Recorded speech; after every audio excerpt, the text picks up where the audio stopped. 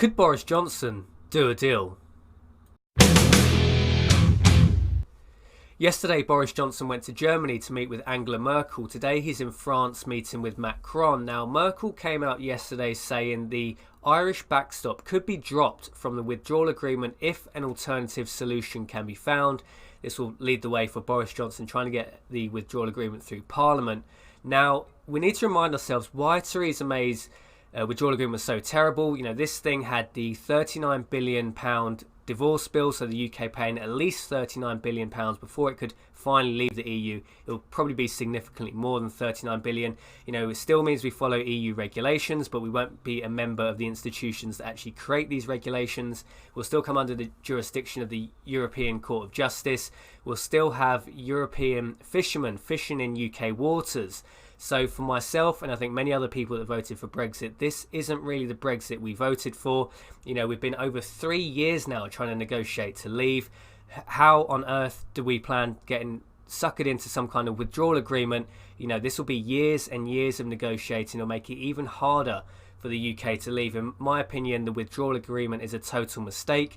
You know, there's only 70 days now to go until Brexit Day. How on earth Boris Johnson thinks he can significantly renegotiate the withdrawal agreement in 70 days? You know, this thing is a treaty.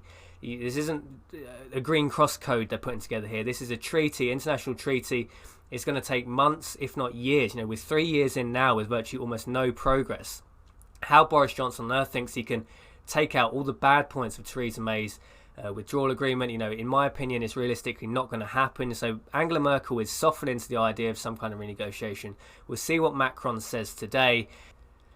And we need to realise that it's not in the EU's interest to give the UK a good deal, because we see the rise in Euroscepticism across Europe. You know, we're in times now of more economic doom as we see the EU budget shrink as the UK prepares to leave, hopefully prepares to leave.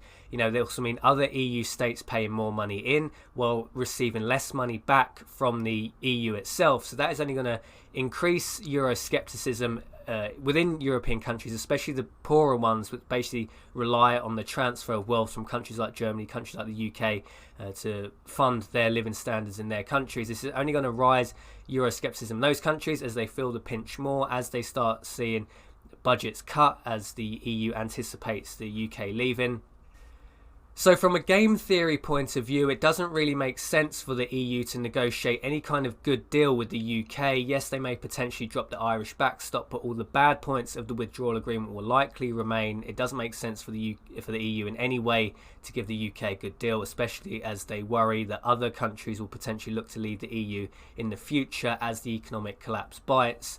So what is Boris Johnson doing here? Now, I have two theories on what's happening. The first is this is just stall and delay tactics. Now, obviously, Boris Johnson wants to avoid a vote of no confidence from the Remainers, of which there are many in Parliament. So if he can say to the Remainers, look, I'm going around Europe, I'm trying to get a deal with these EU nations, he can hopefully avoid a vote of no confidence. And then as time runs out, as we get closer to the 31st of October deadline, then he just pushes through a no deal at the last minute. That's one theory.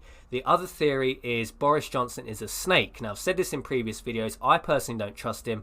I don't think we should trust anybody that's cheated on their wives so many times. He has shown a lack of character in his personal life. Now, he could quite possibly be shown a lack of character as Prime Minister. Don't forget, this man had originally voted on the third time Theresa May's withdrawal agreement went through Parliament.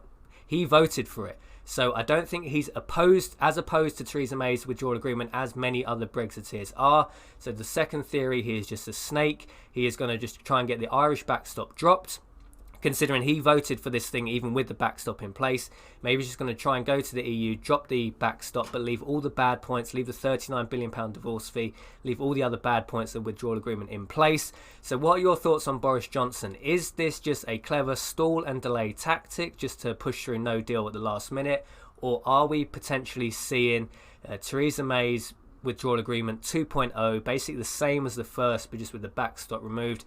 In my opinion, that is a complete betrayal for nearly everybody that voted for Brexit. This isn't what we voted for at all. We'll likely never fully leave the European Union if we get sucked into this withdrawal agreement trap.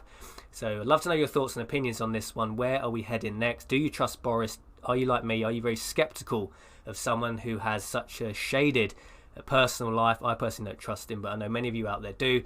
Jason from Liberty Bunker signing off, and I'll see you in the next video.